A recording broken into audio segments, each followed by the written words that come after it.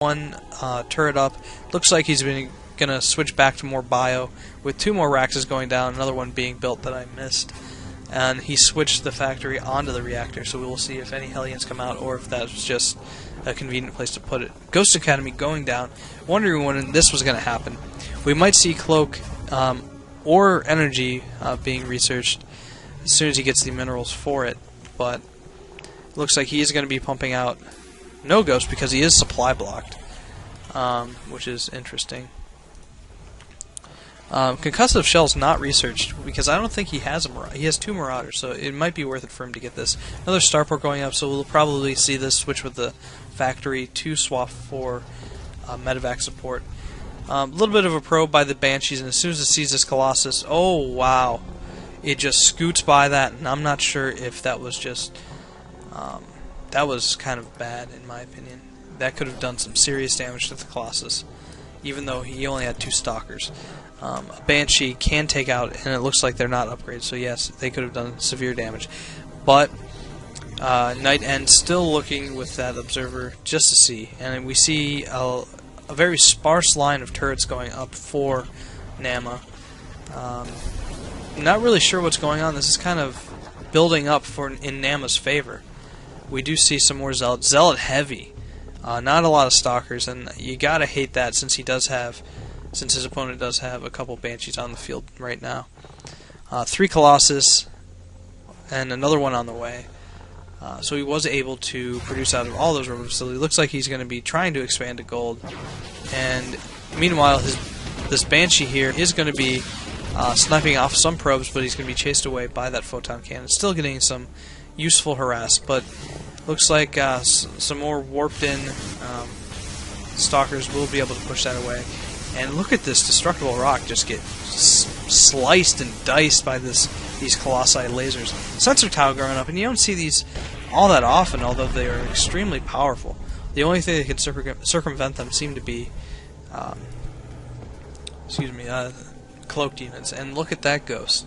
He's got 75 energy, just enough for 1 EMP. This one getting there as well. So a fairly hefty force by Naama here, which will be easily able to deal with the Colossi, especially these Banshees. Meanwhile, the Raven is up fully at energy, able to nullify the Stalker's missile attacks with a point defense drone or 2. And NightEnd, not willing to go quietly into said night, is going to be placing an expansion at gold. Meanwhile, this Banshee will be able to scout that out and do so immediately. So great timing on this, and he will be able to snipe that probe before Stalkers get there, and he will cloak, but since there's an observer there, he will be sacrificing that. This would be an excellent time, in my opinion, for Naama to push out, if he can effectively place those siege tanks. But this is getting very, very dangerous, because NightEnd has a critical mass of Colossi. This can do heavy damage to wherever and whatever NightEnd decides to hit. It looks like he's building a supply depot just to kind of keep tabs on this expansion down here as well. More Marauders and Banshees streaming in, and you gotta wonder, oh wow, he's about to be supply blocked at 150, but look at all these Marauders. He knows he's not going air now, even after that. So Marauders are going to be able to soak up a lot of damage from the Colossi, and big damage. Oh wow, look at that. There's the critical mass I was talking about. Zealots are chewing up Marauders, Colossi doing pretty heavy damage. Even Immortal's getting in it, and he says KK, which I assume was a misclick on GG, but no use in going macro game against Sauce. Look at that Immortal's tanky damage run. Good game, he says. And that was a fairly good game. A lot of macro going on. Only one decisive battle here, and I decided to miss half of it. And look at that bank animation by the Banshee. It's pretty good. And look at that.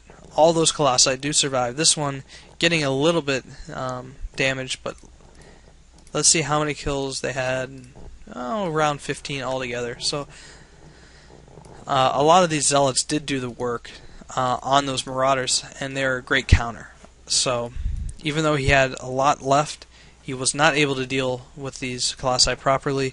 Some Vikings dedicated to that task might have worked a little bit better. Point defense drone, I don't know if it went down or not. I kind of want to back it up, and I think I will.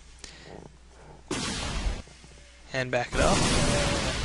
Point defense drone did go down, so this watchtower did pay off, indeed, for Naama. He was able to pick these off, but as we see this force here slowly close in, notice there are 20 zealots here to really fend off the immortals. It looks like these point defense drone going down a little bit later, and because of the spread with the tanks, he was not able. One EMP going down, another EMP going down. So these shields, that was the reason why this one was hurt a little bit, is because it got double EMP'd. But not a lot going on for Naama, and charge lots being able to catch up to these marauders. That's pretty much it. He was doing some work on these mineral patches though. So it was an interesting game. This Raven not really doing as much as I thought it would. I'm not sure how much energy a point defense drone costs. It's 125 or just 100. 100. So you could have plopped down 2 of those and nullified the stalkers twice. But interesting game. Colossi really did make the difference. That early expansion by NightEnd feeding into his double robo, able to produce Colossi quite easily. He wasn't even mined out of his main, although the Terran should have been a little bit closer. So, good game between Naama and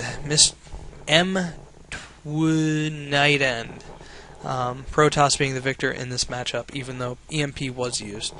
A little bit late of a... I think that the Terran was too content, not willing to push out and risk losing some of his army. So all in all, interesting game. I hope to bring you some more. Stay tuned. Jay Honcho, out.